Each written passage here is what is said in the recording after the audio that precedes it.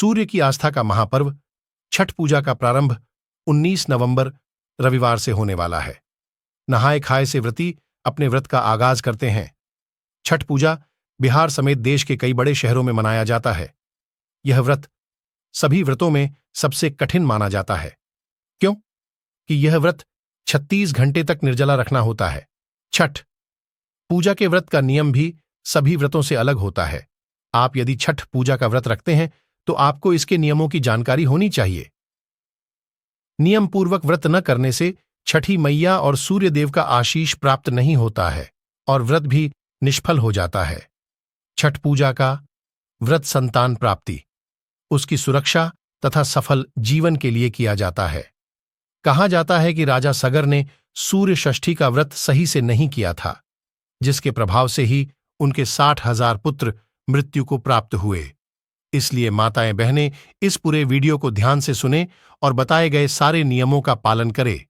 दोस्तों, छठ पूजा के अवसर पर चलिए हम जानते हैं कि इसका नियम क्या है और किस प्रकार इसका पालन करना चाहिए। पहला नियम है, 4 दिनों की छठ पूजा का व्रत रखने वाले व्यक्ति को पलंग या तख्त पर सोने की मनाही होती है। वह जमीन पर चटाई बिछाकर सो सकता है तथा कंबल आदि का प्रयोग कर सकता है। दूसरा नियम है, व्रती को 4 दिन नए और साफ वस्त्र पहनना होता है। इसमें भी इस बात का ध्यान दिया जाता है कि वे वस्त्र सिले ना हों। महिलाएं साड़ी और पुरुष धोती पहनते हैं, हालांकि आजकल लोग कोई भी वस्त्र पहन लेते हैं।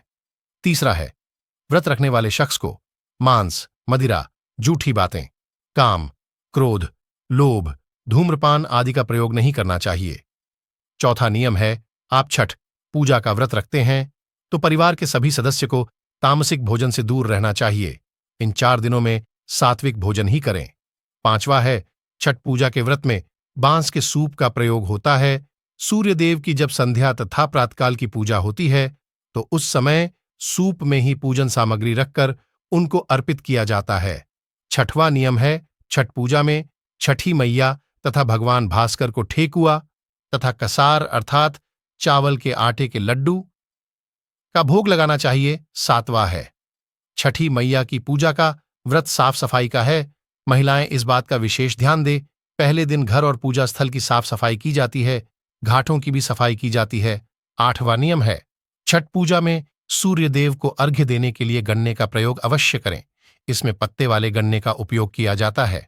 दोस्तों, एक और महत्वपूर्ण बात है जो कई महिलाओं के दिमाग में प्रश्न रहता है कि क्या पुराने सूप का इस्तेमाल हम दोबारा कर सकते हैं अर्घ्य देने में।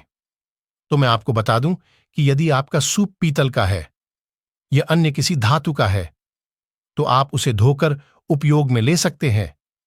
लेकिन यदि आपका सूप बांस का है और अपने उसका उपयोग सूर्य को अर्घ्य देने में पहले कर चुके हैं तो आप दूसरे वर्ष में उस सूप का इस्तेमाल सूर्य को अर्घ्य देने में नहीं कर सकते हैं।